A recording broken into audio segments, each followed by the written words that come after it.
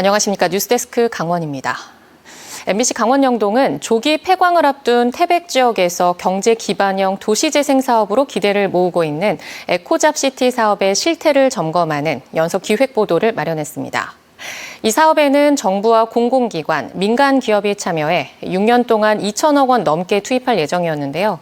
하지만 막상 뚜껑을 열어보니 현재 딸기 스마트팜만 들어서 있고 이마저도 계획의 절반만 설치돼 의구심이 커지고 있습니다. 김영호 기자가 취재했습니다. 태백시 장성광업소 유휴부지에 조성된 국내 최대 규모의 수직형 스마트팜 딸기 식물 공장입니다.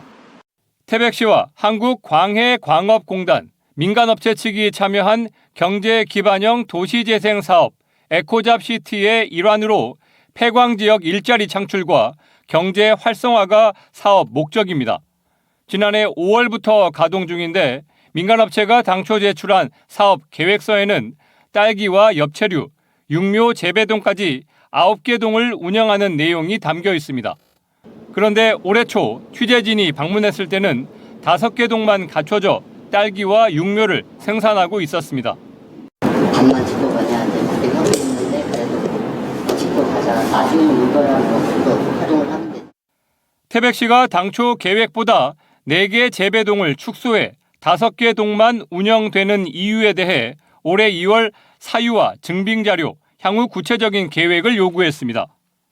딸기 스마트팜이 가동된 지 1년이 다 돼가지만 시설 구축과 비용 문제를 놓고 갈등이 벌어지고 있습니다.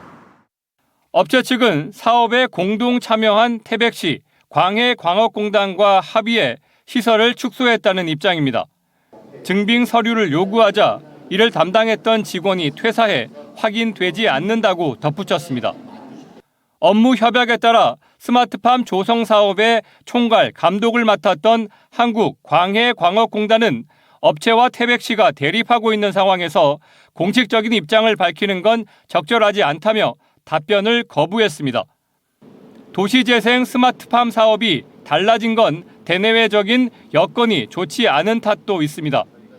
탄광 사택에서 버섯을 키우려던 최초 계획은 별도 건물에서 딸기를 재배하는 걸로 바뀌었고 지상보다 차가운 탄광 갱내수를 활용해 냉열을 공급받는 약속도 지켜지지 않았습니다. 코로나 사태로 착공이 1년가량 늦어졌고 원자재 가격이 상승해 사업비가 부족해졌다고 업체 측은 밝혔습니다. 협의 과정에서도 이렇게 딜레이가 될 수 있는 부분이 구도도 되고 수도도 되고 막 그럴 수도 있다고 저는 생각을 하거든요.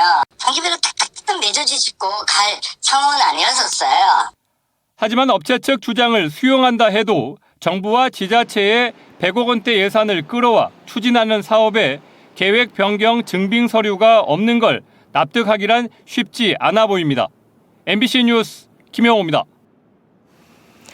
강원도 신청사 부지의 토지 보상과 이주자 택지 마련이 본격적으로 시작됐습니다. 그런데 이제부터 써야 할 돈은 많지만 적립된 예산은 별로 없습니다.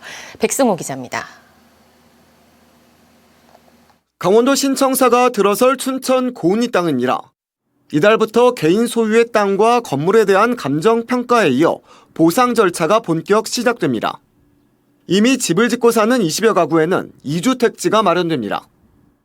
이곳은 동래면 사암리입니다. 이주자 택지가 조성될 곳인데 다음 달 착공해 10월 준공 예정입니다. 이주자 택지 마련을 위한 공유재산 관리 계획안도 의회를 통과했습니다. 삶의 터전이 바뀌는 부분이거든요. 그래서 뭐 여러 가지 조건이 있겠지만 그 이주하시는 분들이 정말 좀 만족도가 최고로 좀 높아질 수 있도록. 이처럼 신청사 건립이 본격화되지만 문제는 예산입니다. 신청사는 국비 지원 없이 100% 강원도 예산으로 짓습니다. 그런데 필요한 돈이 4,990억 원에 달합니다. 당장 올해 695억 원이 필요하고 내년에는 345억 원을 투입해야 합니다. 게다가 건물 공사가 본격화되는 2027년부터 2029년까지 매년 1,100억 원씩 쏟아부어야 합니다. 하지만 현재 신청사 건립 기금은 312억 원뿐입니다. 급한 대로 강원도는 이번 추경 예산안에 225억 원을 증액 편성해 토지 보상금으로 사용하기로 했습니다.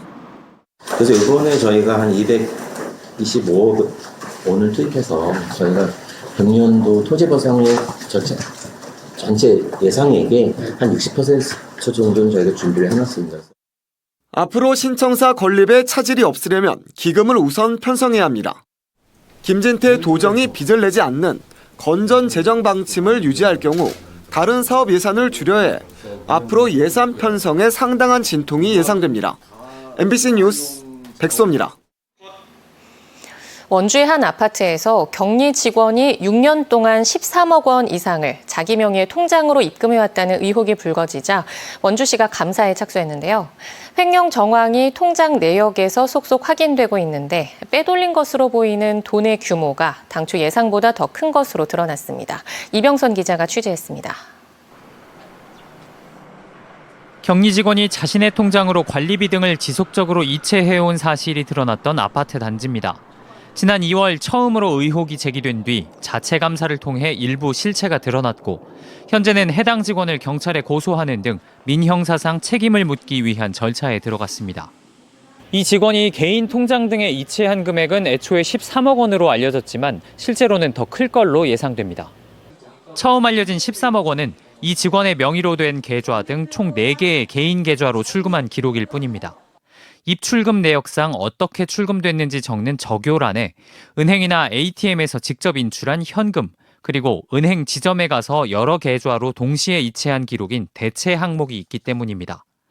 용도를 알 수 없게 현금으로 나간 돈이 1억 원 가까이 되고 대체 항목은 무려 57억 원이 넘습니다. 이 돈을 적합하게 썼는지 개인적으로 유용했는지도 밝혀지지 않았습니다.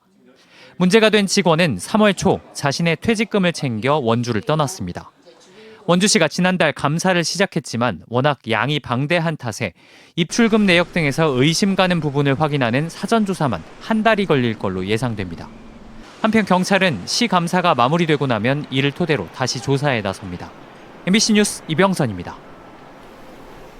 도내 18개 시군의 인구 감소세가 가파르게 이어지고 있는 가운데 지난해 말 대비 인구가 늘어난 곳은 춘천시 한 곳에 불과한 것으로 나타났습니다. 지난해 말 대비 인구가 증가한 춘천시는 269명 늘었고 나머지 17개 시군은 모두 줄었습니다.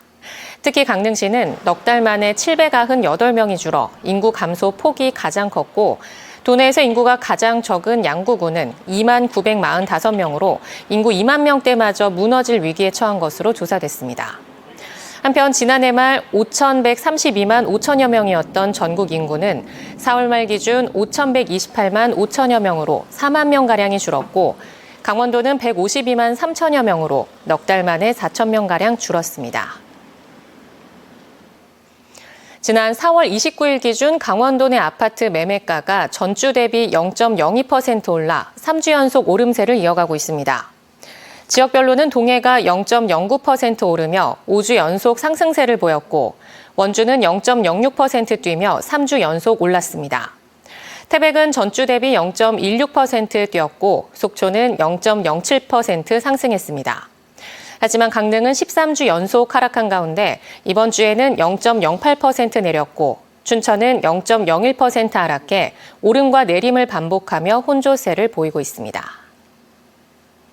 강원뉴스 마칩니다. 시청해주신 여러분 고맙습니다.